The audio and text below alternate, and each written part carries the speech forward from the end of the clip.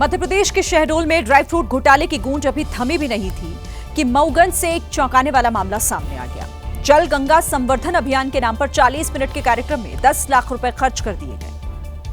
17 अप्रैल को खैरा गांव में आयोजित कार्यक्रम में पंचायत एवं ग्रामीण विकास मंत्री प्रहलाद पटेल और पूर्व विधानसभा अध्यक्ष गिरीश गौतम भी शामिल हुए थे।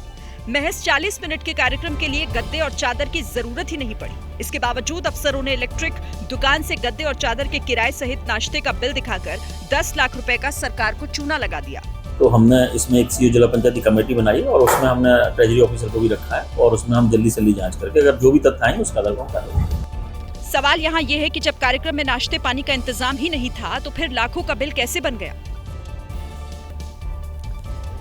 अब बात करते हैं बाढ़ और बारिश की। राजधानी दिल्ली में तेज बारिश के बाद सड़कों पर गाड़ियों की रफ्तार धीमी हो गई। दिल्ली में सुबह से हो रही बारिश की वजह से रिहायशी इलाकों में पानी भर गया और इससे लोगों के सामने मुश्किलें खड़ी हो गई। क्योंकि रुक रुक कर हो रही बारिश की वजह से कई इलाके पानी से लबालब हो गए। वहां सड़कें तालाब में तब्दील हो गई। दिल्ली के संगम विहार में तो इतना पानी भर गया कि एक बाइक सवार गड्ढे में जा घुसा। पानी से भरे गड्ढे में बाइक बुरी तरह फंस गई। बाइक सवार काफी देर तक बाइक निकालने की कोशिश करता रहा, लेकिन बाइक नहीं निकली। बाइक सवार काफी देर तक वहां फंसा रहा। हालांकि काफी देर की जद्दोजहद के बाद वो बाइक निकालने में कामयाब रहा। संगम विहार में हर बार होता है, ऐसा नहीं है, ये पहली बार हो रहा है।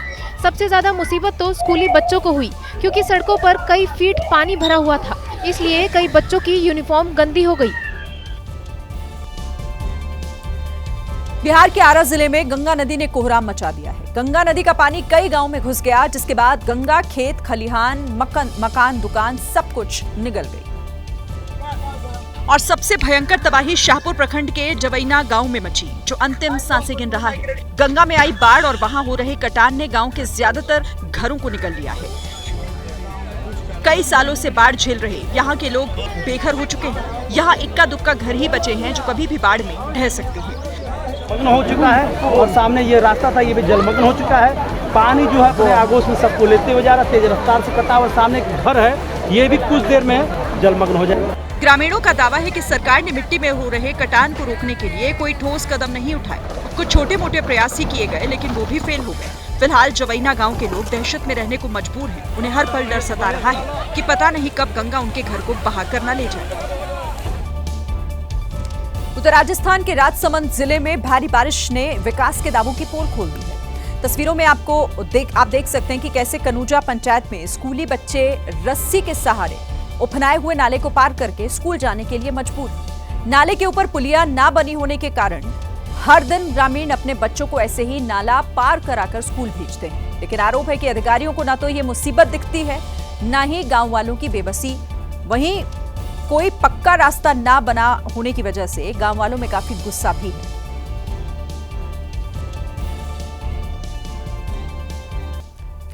दुनिया का सबसे खतरनाक लड़ाकू हेलीकॉप्टर अपाचे अब भारतीय वायुसेना की ताकत को बढ़ाने जा रहा है।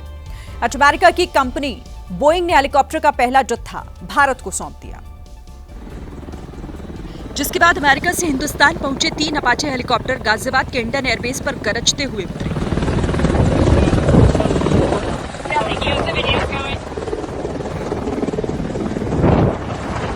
इन्हें सेना पाकिस्तान की सीमा के करीब जोधपुर एयरबेस पर तैनात करेगी।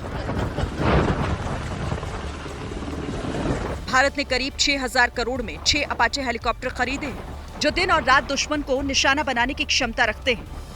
बारिश, तूफान और कोहरे के दौरान भी इस हेलीकॉप्टर से हमला किया जा सकता है। अपाचे हेलीकॉप्टर 21,000 फीट की ऊंचाई पर उड़ान भरने में सक्षम है। 280 किलोमीटर प्रति घंटे की इसकी अधिकतम रफ्तार है। यह हेलीकॉप्टर 16 हिलफायर मिसाइल दाग सकता है। 30 मिलीमीटर की 2 गन भी है, जिनमें एक बार में 1200 गोलियां भरी जाती हैं।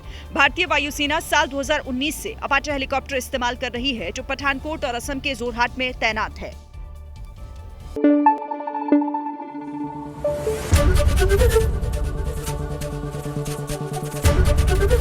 एबीपी न्यूज आपको रखे आगे।